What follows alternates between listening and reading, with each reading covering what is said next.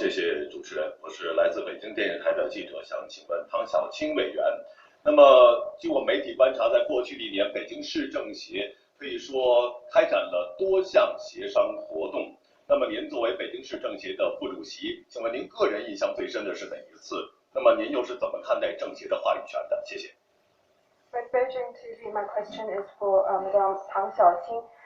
From media reports, we know that last year the CPPCC Beijing Committee carried out many consultation events.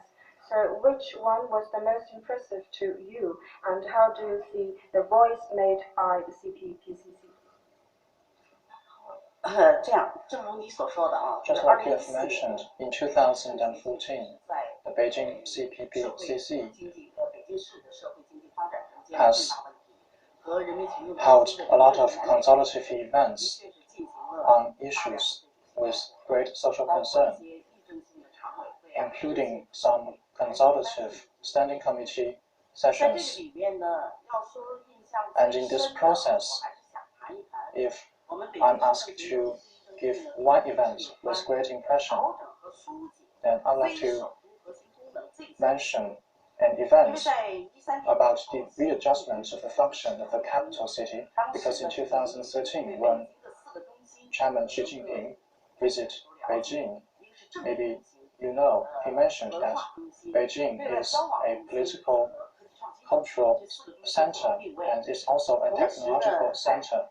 It's also a center for diplomacy, and over the past years of development, he has pointed out some problems for Beijing as the capital city of China, including small transportation and population. And regarding those issues, all works of Beijing has focused on the speech delivered by Chairman Xi Jinping and study how to solve those problems about our city. And in this process, everyone feels that there is a consensus about our city, which is we need to adjust the industrial layout of city. And this is a necessary and effective solution for us.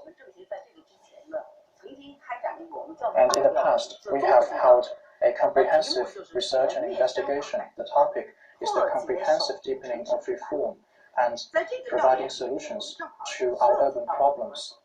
And in this process, there are problems about the reshuffling of industrial layout of the city. And at that time, we point out that we need to hold consultations. Relevant departments point out that we need to provide a negative list about the non-capital function. At that time, the Beijing government organized some interested members of CPPCC to participate, and at that time, we have held this consultation at a high level, and this conference was chaired by our chairman. At the same time, the vice mayor of Beijing, Mr. Li, has led relevant departments to participate in this meeting. So the level and the efficiency of consultation has been improved. In this process, I found that everyone has put forward a lot of suggestions. In the 2 to 3 hours of political discussion, I have found two things. One is that our members have pointed out that whether this catalog provided by Beijing should put forward positive rather than negative list, because Beijing as a capital city should be more inclusive and shoulder more responsibility to the society. After this question is proposed, people think that this is a very good suggestion, and for our government, we should have the wisdom to govern the society.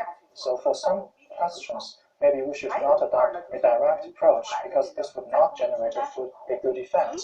And in our negative list, there is some part about education. Some members point out sharply that if Beijing transfers some of its responsibility away in terms of education, then for our population, this would add more pressure. This is a realistic problem. But from another perspective, education itself, is it a bulk of the Center for Culture and Politics? And members have pointed out sharply that in our negative list, if there is the term education in our list, then this might be a mistake. So after the conference was ended, the Beijing government now has issued